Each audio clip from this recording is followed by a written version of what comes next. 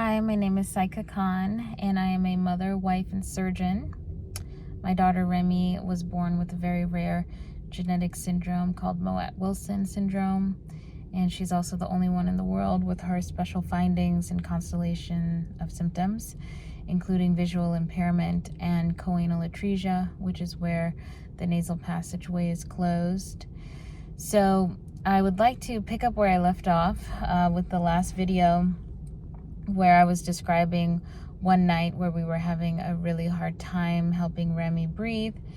And I mentioned in that video that I was going to do another discussion regarding the debrief that my husband and I had after that event. And basically, to summarize, Remy was having a hard time breathing. We both really couldn't wrap our heads around all of the emotions, the reality of it. You know, we were having a really hard time coming to grips with it. And thankfully, you know, we were able to figure out how to help her breathe better in that moment by getting all the mucus out of her opposite side and kind of helping her septum deviate back into a normal position. And so the point that I want to make is that when we had this debrief days later, both of us had this thought when we were in the thick of it that night that, gosh, you know, our child is a tiny baby and she's suffering so much.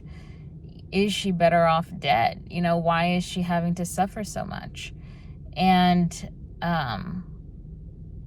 when I individually had that thought, I thought, oh boy, you know, what does that say about me? That's not a good thought that a mother should have. You know, is my child better off dead? And that was something that we both individually thought. And so I think it's important to mention and discuss that there are so many emotions and thoughts and feelings that surround caring for a child who is medically complex, who has special needs, who's neurodivergent, who's suffering at times. And the thing is, children are resilient. So our child Remy, you know, she is incredibly resilient. She's tough as nails, as my husband says. And she has a joie de vivre, or a joy of life and a happiness that is very special. She's a very happy child. So my point is that it's important for individuals who are caring for challenging kids with all these special qualities. It's important to normalize and demystify all of the variety of feelings and emotions that come up. Not only, gosh, is my child better off dead because she's suffering so much? You know, how in the world can we help her? And then also understanding that children are resilient, and it's likely more painful for us as the parents to see our child going through that than it might be for the actual child.